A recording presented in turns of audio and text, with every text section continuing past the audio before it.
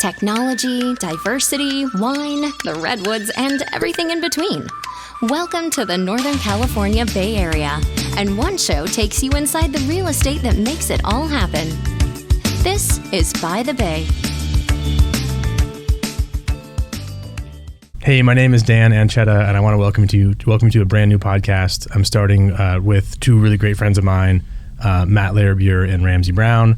They're here in studio with me, and we're three co-hosts, and I think the working title for this show is 10 Key People, and that's kind of a kind of funny play because we all work in different finance realms, and we'll tell you about that.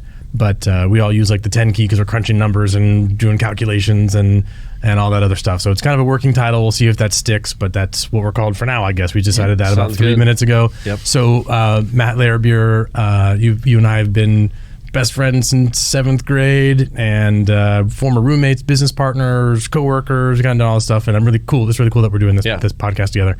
So this is like the pilot episode. So we'll just kind of introduce yourself, tell the audience of probably nobody today, except for the people that we sent it to directly, like who you are and kind of what you do for a living and so on, kind of what the expertise is that you bring in. And then we'll kind of like talk about what our objective is with the show. Great. And then Ramsay will go next. Cool. And then I'll go then. You'll go last. Go. Cool. Matt Larrabure right here. Born and raised Petaluma. Dan and I met each other in 7th grade back in the day. Became friends. Got into the finance world out of painting houses with my brother. Fun fact, two colorblind brothers painting houses, not a good combo. Now he's a contractor that does really well. Imagine that. Anyways, started a job, took over Dan's job in the finance world when he left the state, and then that kind of parlayed into other avenues, got into the specific stock bond investing world in 2007. I started with Merrill Lynch up in Santa Rosa.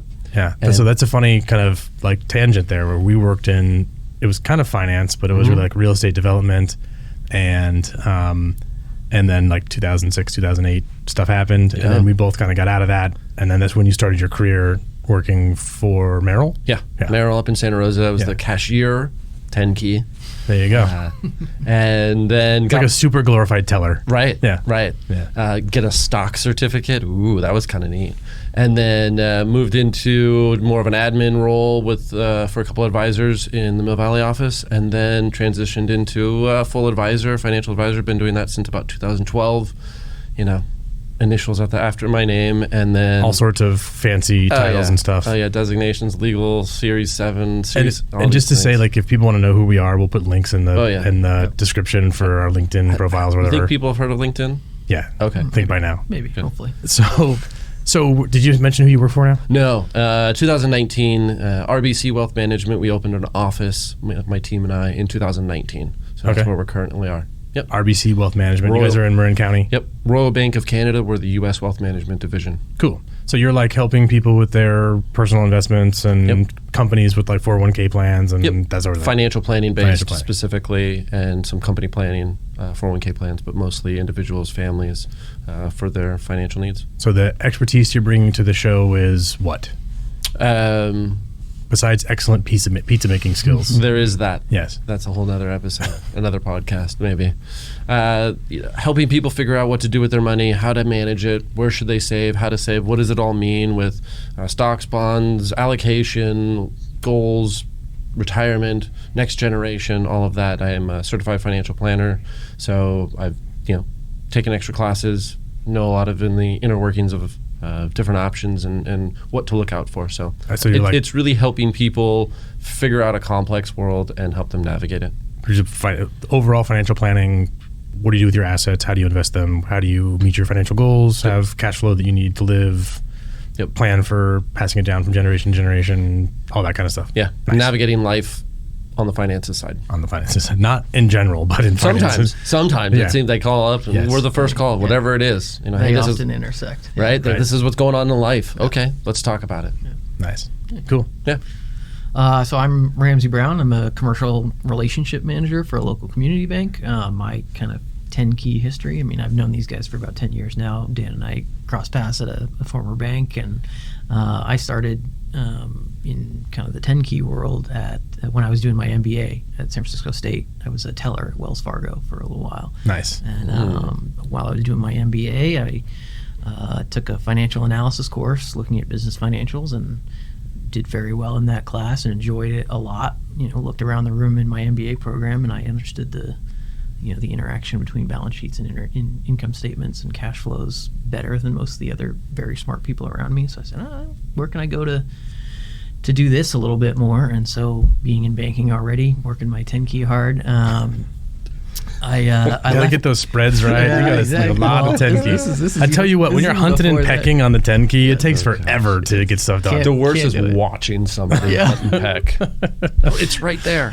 Yeah, it's too funny. Yeah. Anyway, and so I left Wells Fargo because we might actually touch on that later and some of the stuff that was going on in Wells Fargo. And this was 2009, 2010 at the time, and joined a local community bank down in Marin where I lived and worked there for 9 years doing and learning the commercial finance world. So basically what I do now is manage large borrowing relationships for a local community bank. So a lot of the closely held businesses locally work with a commercial lender like me, and where I help them manage their debt load and get financing for new equipment or new buildings or putting up new buildings or operating lines of credit, all that kind of thing. nice. So like you hear about like different policies to try to slow down business investment, that sort of thing. Like they're trying to stop you from doing what you do. Yeah, absolutely. Right? They're making business owners think twice about coming to their banker and asking, say, hey, can I go buy this other piece of because they equipment? need you. Like if you're expanding your business and you need more warehouse space. Like very few companies have enough cash. Maybe they do, but maybe they don't want to tie up all their cash in a fixed asset like a building or a new absolutely not. whatever. I mean, most businesses don't have that cap, even very large ones, and certainly even when you get to very large scale, they don't want to tie up capital in that when they can, especially the last 10 years or so, they've been able to borrow pretty cheaply to leverage that and not put as much equity in and use some debt. So like describe for people who don't know, like how do you go about that? Like how do you help them get the finance? Like what's your job on a day-to-day basis in terms of getting a business owner the financing they need for that new piece of equipment or to expand or whatever they're doing? I mean, a lot of it's a conversation, about what they've got going on, what they're trying to accomplish, what their long-term goals are, and then, where that intersects with where they are today in terms of the cash flow they're generating, the capital that they have in the business, the capital that they maybe don't have in the business to, what's a reach, what's very achievable, where are their pain spots in terms of, I've got vendors that are really slow to pay, that stretches out my cash cycle, so I need a lot more working capital than I had anticipated, or that I used to need. I've taken on some new clients and I've given them some terms. I've given them the ability to pay slower, and that's now coming back to hurt me a little bit. How do I manage that? Right. So to attract clients, they have to offer them the ability to pay later, not today. Yeah, exactly. Right? Yeah. So they're floating like the cost of whatever good or service they're providing. Yeah. Right. Yeah. And then you're kind of bridging that gap between when they maybe need to pay their employees and when they receive the capital, the payment from their clients. Yeah, and in every business and industry, but also even individual businesses, that cash cycle, as we talk about it, is different.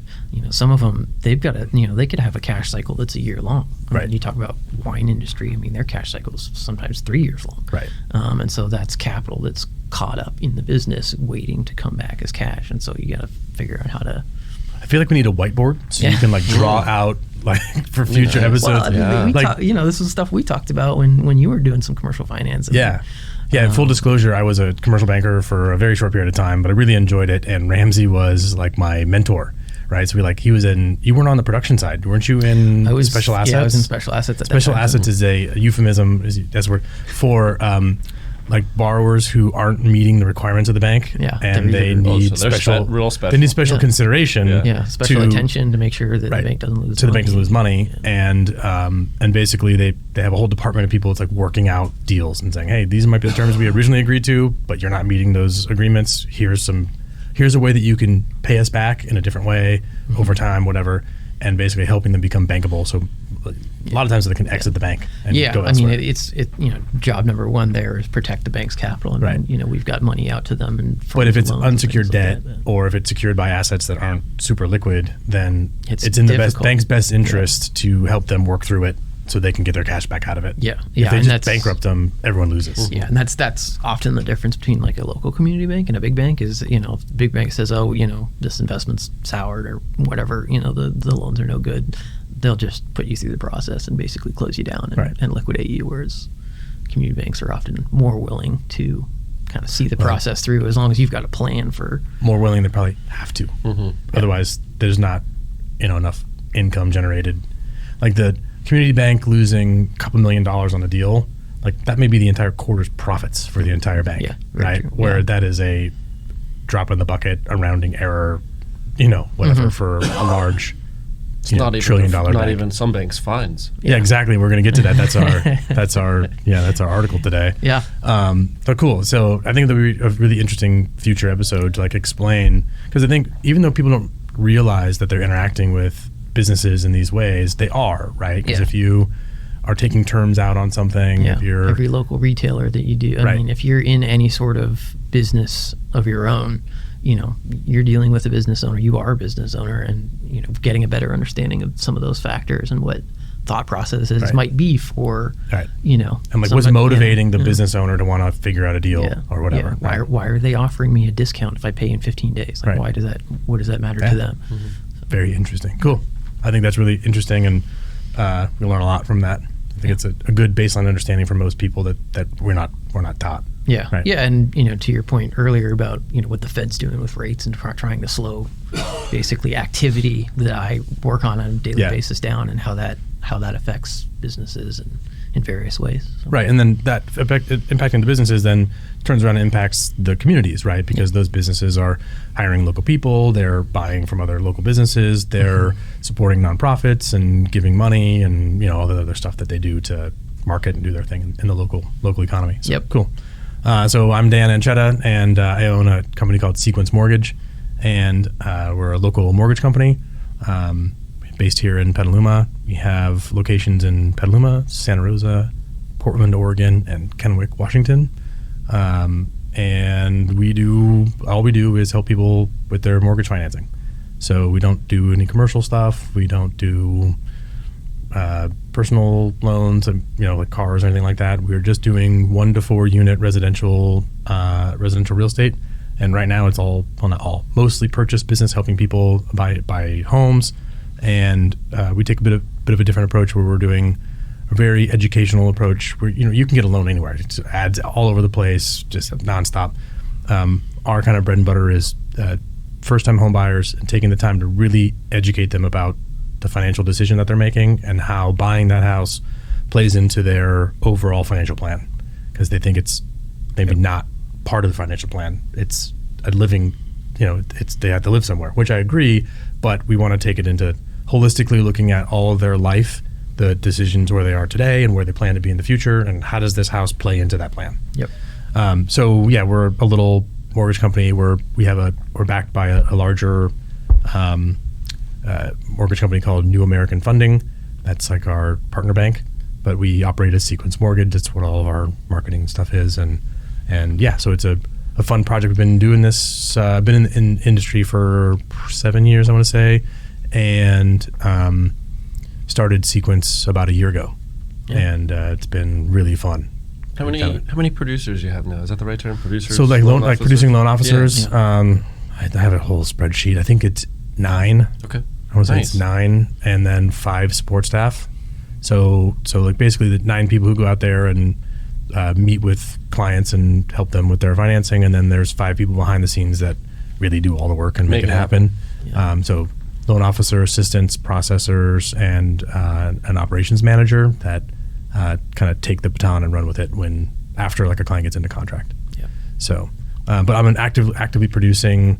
So there's like non-producing and producing branch managers. I'm a producing branch manager, and I have my own kind of recurring book of business that I work on, in addition to running the business and helping my other loan officers with their strategies and helping them on hard deals and that sort of thing. Yeah. in addition to that, we own Lendoneer Media, which is the studio that we're sitting in right now. Mm-hmm. Welcome to it. And so we are just a boutique, I don't know, that's what I'm making this up on the fly, a podcast studio in Petaluma, California. And we kind of started off with an individual podcast that I do called By the Bay, which this episode I'm going to put on By the Bay so that audience will get exposure to this show. It kind of started off as just this fun side project, and then I realized that I spent way too much money building the studio, and some people were like, "Hey, can I use that studio to make my own show?" And I was like, "Sure, come on down. Like, let's figure that out." So now we've got, I think, 12 podcasts that we're making, and some people use it, just drop in to use for the video and audio content. Cool. And it's a fun little side project, and it keeps me busy, and it's I have this big vision of like expanding to be like multiple sets and like an actual big business doing this because it's so much fun. But we'll see how it goes. So far it's worth doing. It's fun, and we're not pulling our hair out and going like, this sucks, I don't do this anymore. So that's who we are. And people get to know us over time, because I'm sure we'll have funny stories that we're going through. But I think so. The kind of the format of the show that we've been talking about, again, this will evolve over time because who knows? Yeah, it's just kind of like talking about something interesting, relevant in the finance world, some news, some headline, and then maybe some personal financial advice that we can bring, so the consumers are leaving with something, or the listeners are leaving with something like, oh, that's an interesting take on the article. And Matt, if you want to introduce the article, and then if we have some type of finance advice or a lesson that we learned or something that we came up this week, it's like, hey, this is something I want to share with the audience, and we'll go from there.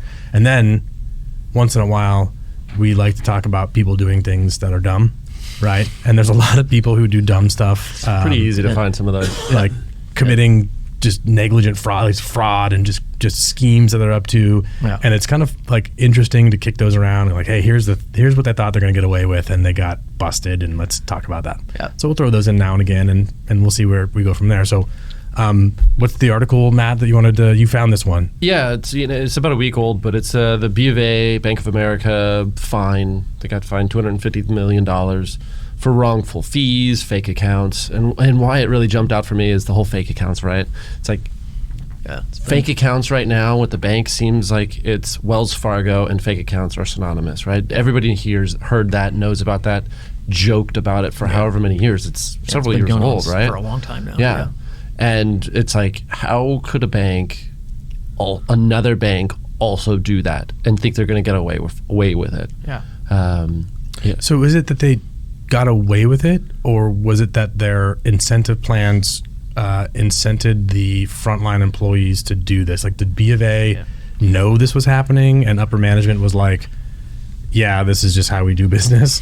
Or was it like, hey, we have this plan and we're paying you for a number of accounts? Like, because I worked in retail, right? Mm-hmm. So I worked for Washington Mutual. Well, I worked for a few different banks, but WAMU, which failed and was acquired by Chase. Yep. Like, we were doing that stuff like way back when. And it was like, hey, we have to open 50 accounts this month. Yeah. And it's the last day of the month. Quick, call your dad and have him open up another checking account and transfer $5 into it and add it to the debit card and make sure it's on the online banking, because you have to hit a certain number of products, and then you get like $12 or something like that. It was silly and never made sense to me why you would create an incentive plan that would create opportunities for people, because there was no quality assurance of it. It was just like number of accounts, right? Yeah. So like, what's your take on it? Yeah, well, I mean, I spent some time at Wells Fargo, in 2009, like pretty much right before all that stuff started breaking out, and it's the same thing. It really did come down, like you said, to the incentives and the pressure. I mean, the incentives themselves weren't super meaningful, honestly. I mean, they were when you get to like the branch manager level, but right. Well, the branch manager is putting pressure on the frontline people, because if the branch performed at a certain level, then they would get to go on a trip or get a bonus or whatever. But for the individual, teller or new accounts person, the dollars involved, $8 an account or something like that. Yeah, because most frontline tellers and bankers, they just want to help people. Like they're in the service industry, but the sales culture, like Wells Fargo, it's been so many articles about the pressure, and then basically, you know, the pressure going down, and then the feedback that came back up of just, it doesn't matter necessarily if you know, some of these, you know, abusive tactics and things like that were resulting in the results, because the management all the way up was getting incented to basically continue on with it. And so it comes down to frontline, you know, tellers and bankers saying, oh yeah, call, you know, like you said, call your dad, like, you know, call your uncle, call your brother, you know, he's got 12 accounts already, but one more won't hurt, right? I mean, call your buddy Matt. Yeah. He doesn't work at the bank. Exactly. Call him Yeah. up. I think I'm looking this up right now. Like, I think that Wells Fargo, they were fined billions of dollars. 3.7 billion. Yeah. It's in that article. Massive. So, you know, there's a big difference. And to your point, I think I also did work out of a Bank of America branch as the Merrill Lynch advisor for several years. I wasn't in the middle of it, but I saw it from the outside. I don't think the culture was slightly different than just call your sister up, call your brother up, call your whoever up to open an account. Yeah. But there was definitely the culture of opening credit cards were pushed pretty hard. Yeah. They were incentivized a little differently. It wasn't a dollar amount per item, but there was still incentive, and the credit cards had a big incentive. Yeah. And it was a profitable item for the bank, so they were incentivizing the employees to, you know, have clients come over and come in and open a credit card. Yeah. But there's obviously a big difference between 250 million and 3.7 billion. Well, I just looked this up real quick, right? So this is an article July 18th from the AP. Bank of America said its profits grew 19% in the most recent quarter, the latest of the big bank to see its bottom line boosted by higher interest rates. The nation's second largest bank by assets said Tuesday that it posted a profit of $7.4 billion in the 3 months ending June 30th, up from 6.2 in the same period a year earlier. So they're making $7 billion every 3 months. Sorry, this was Bank of America? This is BofA. Yeah. And they got fined $250 million. Yep. Like, do you know the difference between $1 million and $1 billion? Like, it's like, that's nothing. Yeah. Like, $250 million is a lot of money to me and you. That's nothing compared to what they just made in 3 months. They say, okay, where can I write the check? Right. Who do I write it to? And they get to write it off, and they have minimizing their tax liability. Yeah. Anyway. I think the headline is more, so the reason why it really jumped out was I think the headline has more impact than the actual fine. Yeah. Right? Right. And so, but the CFPB is the Consumer Financial Protection Bureau is the organization that fined them. Yeah. Right. And the constitutionality of the CFPB was recently in question. So the fact that they're actually imposing fees and continuing their compliance, that is interesting to me, that they're talking about, like, is the CFPB even legal? Should they even really exist? Yeah. Right. Do they have any actual power to levy these fines? Right. Is it constitutional that they levy the fines without check and balance from Congress, essentially? Yeah. Anyway. Well, I think but to that point of, I think it goes back to the dollar amount. They're like, 250 million, let's pay it, say yes, and move on. And hopefully people will forget about it really quickly. As if we fight it, if we make a big stink of it, it'll stick around for a lot longer. Pay it, get rid of it, and move on. I think big banks can run up bills like that just in legal fees pretty easily. Right. Exactly. Yeah. Easier just to pay it and be done than pay the attorneys to try to fight it. Yeah. A big part of their this article, what they were getting charged or dinged for, was overdraft fees. Right, so they had a practice, BofA did, was you overdraw your account, you get hit with $35. Well, then that retailer just automatically, a lot of times, tries it again. Right. A couple days later, it automatically, you deposit or you write a check, it overdraws, it charges $35, kicks back the check. Well, automatically, the other bank tries to do it again 2-3 days later, they'll get hit with another $35 fee for the same item. Consumer. Yeah. Right. So that was essentially getting double charged. They last year, 2 years ago, something like that. They lowered their overdraft from 35 to 10, and only making sure it happens once or something like that per item, or once in a certain amount of time. So when I worked on the retail side, I think there was a whole to-do about that. There were the order of operations of when, like, which checks you honor first. Yep. So, like, let's imagine you have $100 in your account and you have a $80 item and four $5 items come through. No, that's bad math. Yeah. Anyway, the point is, can't do this in my head. The point is that they would you take the biggest check first. Yeah, you have $100 in your account. Right. You write a check for $120, Right. and then you run your debit card 5 times for $1.50, yeah. right? They would run the large item first that would zero out your account, and then charge you $35 and use the $1.50 ones instead of taking the $1.50 ones first, and then hitting you for one overdraft fee for the big item, right? So that's what like banks were like going, well, take the big ones first because we got all these little things that we're going to charge them extra fees. Yeah, and they changed the way that had to happen. They justified that by saying, oh, big items like more likely to be a mortgage or rent check, and those ones we want to make sure they get paid. But it was, at the end of the day, it helped them charge more. Yeah, so a lot of money is generated by banks. For banks by fees, by those fees. There was in the article that listed the dollar amount that they got from it. And that's like a relatively new thing, right? There was like a time where they didn't really charge overdraft Well, it fees. became really lucrative. I mean, it's actually coming down now because of all the attention on it. But, right. I mean, you talked about 2009, 2010, kind of in that, early 10s. It was really becoming a very popular thing because banks were making a lot of money on it. And that fee income, that extra on top of banks, you're making money on the interest you charge. That extra fee income was becoming a really powerful earnings tool. So they leaned into it, and so they spent some time maximizing the dollars they were getting out of those fees. And unfortunately, that since they're overdraft fees, that very much affected a certain population more than others. Exactly, and it's targeted at the lower socioeconomic levels of. It doesn't even really have to be targeted. It's just that's just who it affects. Right. And so those knock-on effects, you have to think about those as a management of a bank as well. I have to look even if I'm up. Not trying to hurt poor people, like that's who it's going to hit. There's a bank CEO. You have to look up who it is. The bank CEO that has a super yacht named Overdraft. Like seriously, that's the name of the boat because they charged so many overdraft fees that's what bought the boat. That's $30 billion. I'm looking at this from Brookings.edu, 2022 article. $30 billion a year in overdraft fees. Collective for U.S. banking yeah. industry wide. That's what they're estimating. Yeah. That's a lot of money. Yeah, and unbelievable. And back in the day, banks used to not pay items, and so but then they would still charge you for still charge you the fee. That's true. Pre-downturn, that was a third or less of probably the total income as it is now.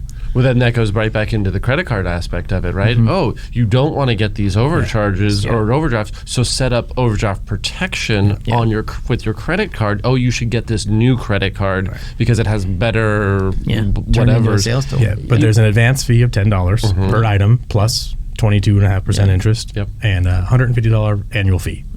It's like, dude. I neglected to say that when we set that up, though. Yeah. Or a lot of times, that part of it, it's buried in the disclosures that nobody reads. Come on, right? How many things do we all sign up for and we have no idea what we're actually signing up for? Yeah, every day. Even if you do read it, what's your recourse? Yeah, like I don't agree to this. Line this out. Yeah, no. Anyway, I think it's a fascinating article just about how the banking industry works and the oversight of it, and like the fact that they are ordered to pay, and then maybe it's the cynic in me, but it's like, okay, whoever represented, like how do they distribute the money back to people who were taken advantage of, and is there a follow-up class action suit that's going to wind up coming? And it's very interesting to see how B of A decides to unwind this and what other banks do in light of this. But to your point earlier, Wells Fargo got hit with a huge fine for a similar thing, and nothing has changed. Yeah. So is this really changing the behavior, or is it just like, well, I guess we better charge enough money to make it worthwhile when we get hit with the fee? Yeah, supposedly they're done away with sales goals. I don't know. I don't work there. I don't work at a bank, retail banking on that side of one of those institutions. So I don't know if that's true or how they operate, or. But I would be surprised if there's no sales goals of any sort. I mean, that's how they're driven. Yeah, I mean, I think Wells Fargo. I mean, they were under a consent order, so they were under some pretty heavy federal stuff. Right. So I think I don't know if they really had a choice in getting rid of sales goals, even if they didn't want to.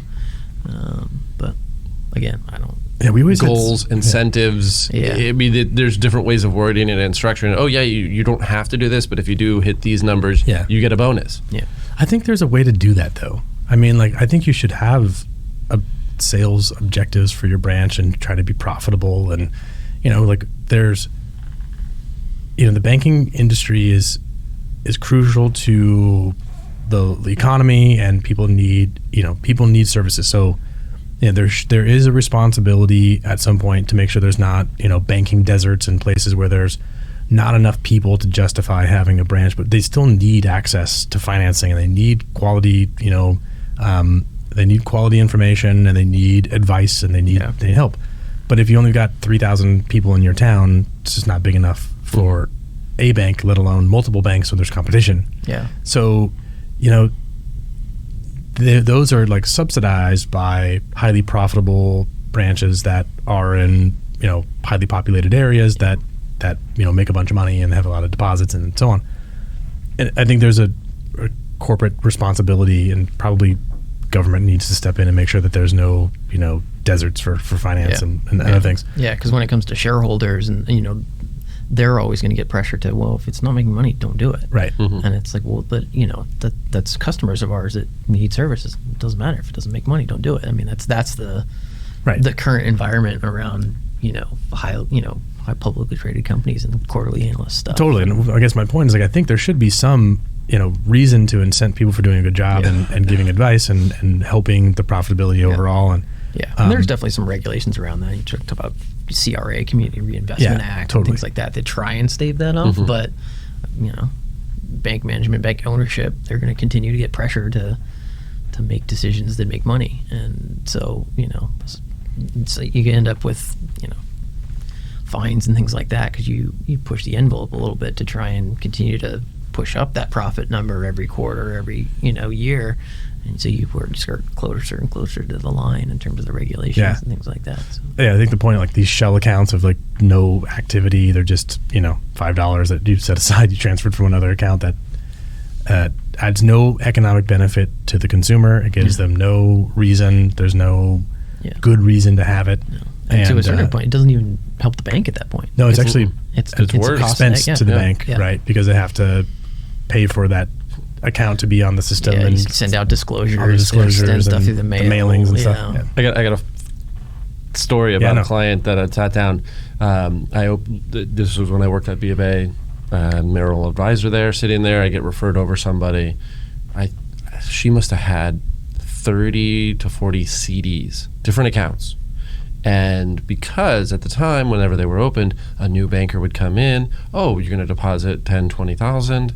Let's open you up a new CD, because they get credit for a new CD. Not adding to an existing one. Correct. When the majority of the CDs were what they called at the time risk-free CDs, so there was no issue with closing them, combining them, putting it together, adding to it. It was, let's open up you a new one. Let's open up you a new one every time. And there was, I hit them 30 to 40 different CDs. It's like, you don't need this. I sat down with her. I'm like, you don't need any of this. Close them all out. Put them all in one. Yeah, I think she's like, I can do that. It's been a long time since I've opened a certificate of deposit account. It's been I don't even know, 15 more years. Well, the last 10 years or so prior to what the Fed's have been doing. I mean, doesn't make sense. Yeah. Now there's option there. When I got into retail banking, it's like 2000. Well, as a manager, like 2008. 2007, 2008, we had like 4% CDs, and we were just crushing the competition. The next highest bank was like at 3%, so we were the place to go. Yeah. And anyway, we had this. You can add to it up to like you double the amount. So you start with 100, you can deposit another 100. We honor the rate, and it was so fascinating to see just how attractive of a financial instrument that was at the time, because it was the middle of the financial meltdown. People were losing money all over the place, so they're taking all of their assets out of their like stock investments and stuff, stock market, and running to the safety of a CD. And then the question of like the FDIC insurance was coming up because there was bank failures happening, and Lehman Brothers went out, and Chase or WAMU was gone, and like all these things were happening.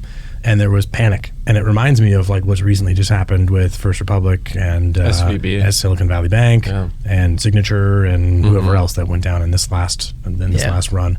But I think it speaks to like just how little the consumer actually understands about how the banking system works. And as simple as something as how much FDIC insurance, like what is it, and like what it actually protects. Yeah. Right? They just have no clue. No. I think that's a big point. Yeah. What it actually protects. Yeah. They know they need it or want it. Well, they want it for some reason. Yeah. Well, Usually. Insurance. It says Yeah. it says it in the name, right? I mean, Right, it sounds good. Yeah. Feel safe. Yeah. Safety. It feels safe. Yeah. I think that's the important thing. Yeah. Like, well, it's FDIC insured. It's like, well, what does it even mean? Yeah. People think that the FDIC is the federal government. No. But it's not. No. So anyway, That's a good topic for another. yeah, it's interesting. Like Yeah. just a banking 101. How does your, when you have an account at a bank and you keep money there, what is actually happening? Yeah. And why do banks want you to keep money there, and what are they doing behind the scenes? Yeah. Because they're not making money off of your, $2,000 sitting in a checking account. No. They're making money in lots of other ways. So anyway, so cool. I guess we should wrap it up here. And Sure. this is episode 1 in the books. And I think the plan is to do this every other week or so. Maybe we might, hey, this is something really pressing. Let's get together and run to the studio. Yeah. There's big news or something. And record.